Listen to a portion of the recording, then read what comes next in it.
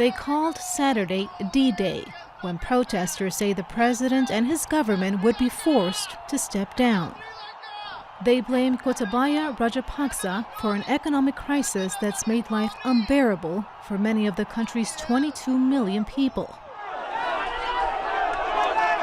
After breaking through barricades, yet another unprecedented moment. The demonstrators stormed into the president's official residence in Colombo. Inside, this is what it looked like. The president was moved by his security team to an undisclosed location earlier, while protesters ransacked his bedroom and took photographs on his bed.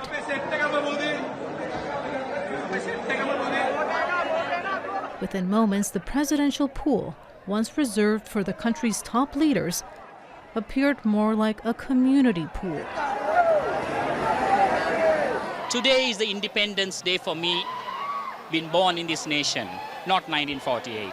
Because today we have fought for our freedom from the tyranny, from the scoundrels, from the blackguards, from the rascals, the rogues, and the greedy politicians who have run our nation below ground zero. The 73-year-old president was elected in 2019.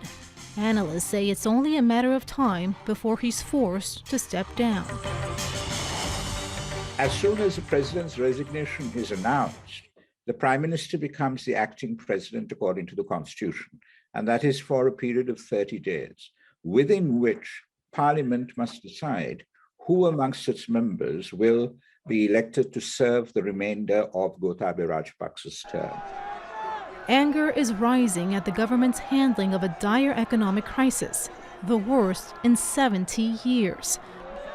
The monthly minimum wage is about $80, and access to food, fuel, and medicine is limited, and the government has run out of foreign currency. Rajapaksa's political allies know this is a crucial moment for his presidency. Because they want not only the president to go, they want the prime minister to go, they want the government to go. It is very ironic, that this is a government that came to power on the basis of nationalism, on the basis of the ethnic majority nationalism. They have been pushed out now. Smaller demonstrations held earlier this year had little impact.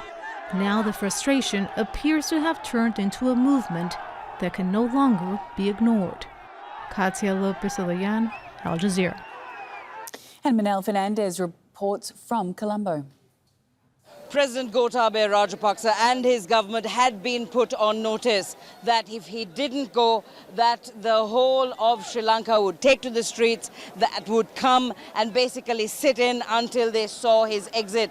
As you can see behind me, the crowd, essentially in the far distance, the presidential secretariat, but tens of thousands of people still streaming in to Colombo in any way they can. On our drive here, we saw dozens of people on foot with backpacks, living around Colombo, even people who'd been walking from out of Colombo. We're also hearing that trains which had been sort of halted, people stormed railway stations and literally forced railway employees to put trains on the tracks and bring them into Colombo. And the one thing they say, that they are taking their country back.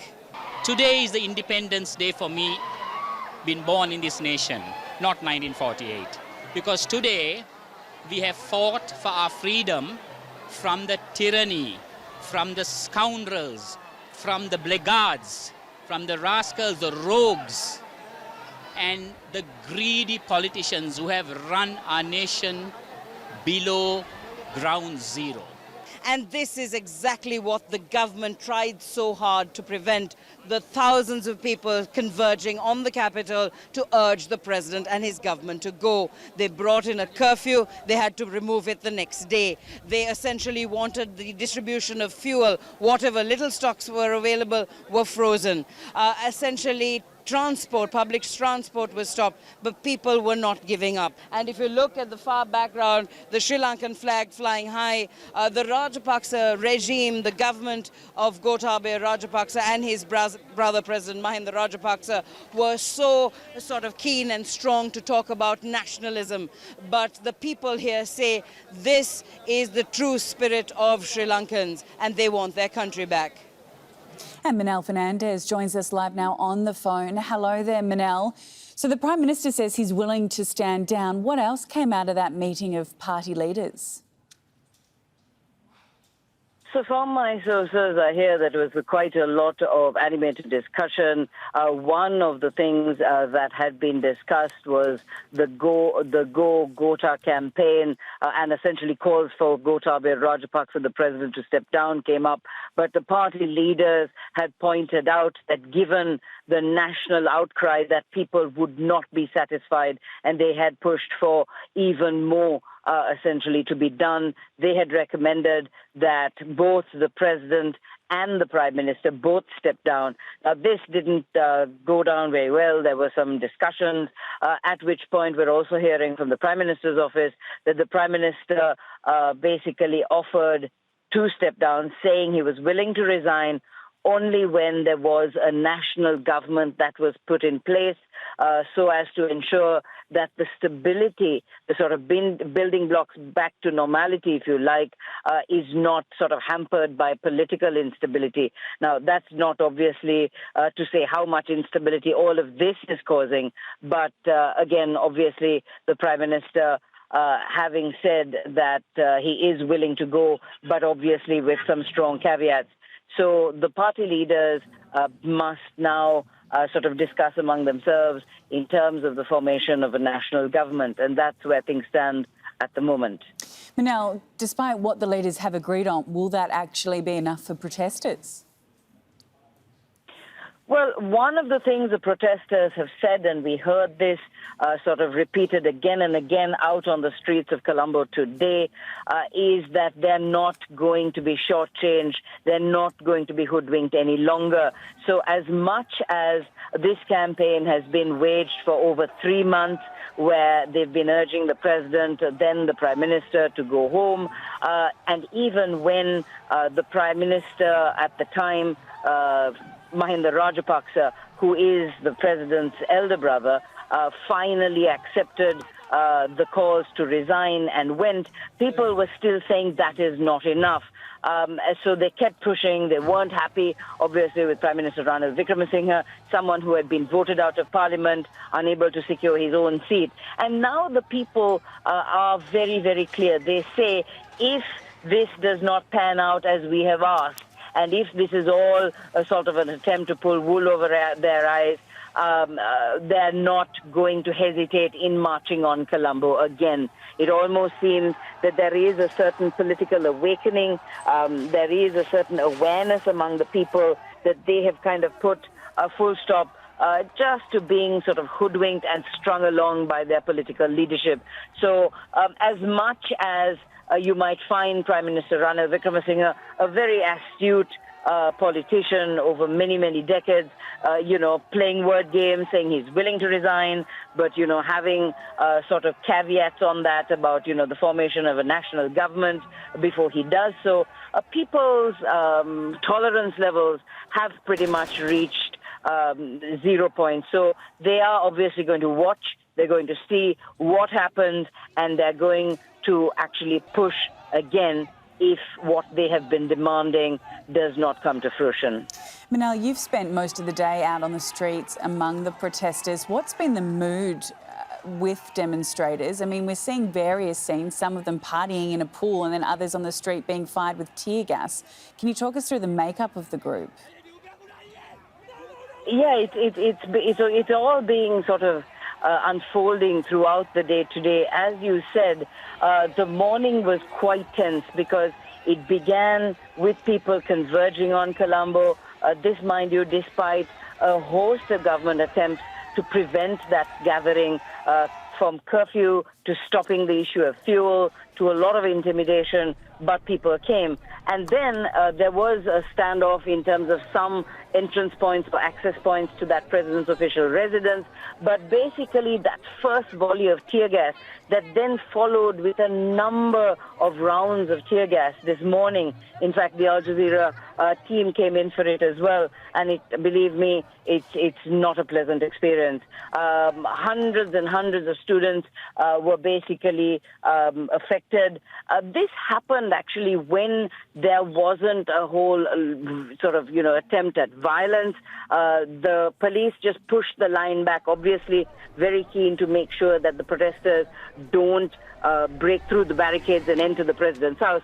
Ultimately, it came to nothing because, as you can see those pictures in the pool, all of those protesters just enjoying the fact that they had breached the president's security and done what they said they would do, that they would take the fight right to the president and make him go. And that is exactly what happened in terms of, at least physically, he had to be whisked away under escort as he fled the oncoming protesters. Now, there was a lot of anger among the protesters, lots of young people, a real mix of protesters coming out. And it's quite amazing in terms of the way they found their way to Colombo, given that there was no public transport. Most people had problems with fuel. I mean, they came in vehicle carriers, in lorries, on bicycle, on foot. There was one old lady, a grandmother with her 2 grandchildren, who had walked over 20 kilometers. The poor lady was almost at the point of exhaustion, and she sort of fainted by the side of the road and had to be revived. So there were lots of people. These aren't just kind of rebel young people trying to cause mayhem. This was people from all walks of life across the rainbow of Sri Lanka that had come to, put their sort of full stop on the Rajapaksa regime and the government that has basically brought Sri Lanka to its knees. Certainly a dynamic situation. We really appreciate you giving us that update. Manel Fernandez, live for us in Colombo. Thank you. Let's take a closer look now at the Rajapaksa family, which has dominated politics in Sri Lanka for 20 years. Mahinda Rajapaksa, the current president's brother, came to power as president in 2005 and led the country for 10 years. He appointed his 3 brothers as government ministers. Gotabaya Rajapaksa won the presidency in 2019 and immediately appointed his brother Mahinda as prime minister. Mahinda was replaced by Ranil Wickremesinghe in May. Demonstrators accuse the brothers of cronyism, corruption and economic policies that have caused the current crisis. For more on this story, let's bring in W.A. Wijewardena, who is an independent economic analyst, and the former Deputy Governor of the Central Bank of Sri Lanka. He joins us from Colombo. W.A., thanks so much for being on the program. As we've been reporting, the Sri Lankan Prime Minister says he's willing to resign to make way for an all-party government. Will this ease protesters' concerns? Well, of course, whatever the promises made by Prime Minister Ranil Wickremesinghe should be taken with a pinch of salt, because he had been famous for breaking his promises in the past.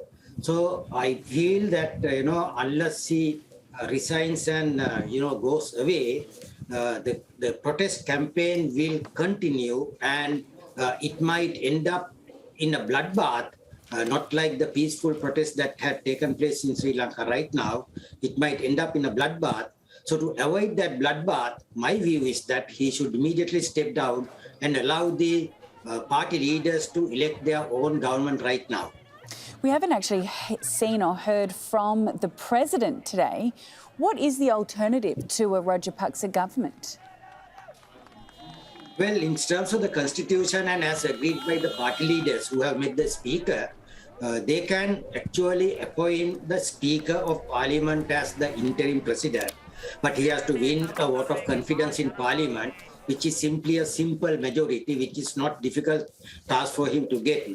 And then he will have to ask another MP to form a government, and that government will have to carry on for 6 months, providing relief to the members of the public and laying down the basic requirements to eliminate the current economic crisis, and also to enable the country to have another general election after 6 months' time, which would enable the country to elect its own government. So this is the timeline and the strategy that is being proposed by many people who have been engaged in the protest campaign now. The thing is, though, even if the government is replaced, there's no short-term solution to fix the economic woes of Sri Lanka, is there? And Sri Lankans are really facing fuel and food shortages for some time yet. Well, you are perfectly correct. Simply because we have an interim government of all political parties doesn't mean that Sri Lanka would be able to resolve all the acute economic issues that we are facing today. Specifically, we don't have any foreign exchange with the Central Bank of Sri Lanka. And as a result, Sri Lanka is unable to maintain the minimum import program, which includes the importation of fuel, cooking gas, medicines, food items, inputs for industries and so forth.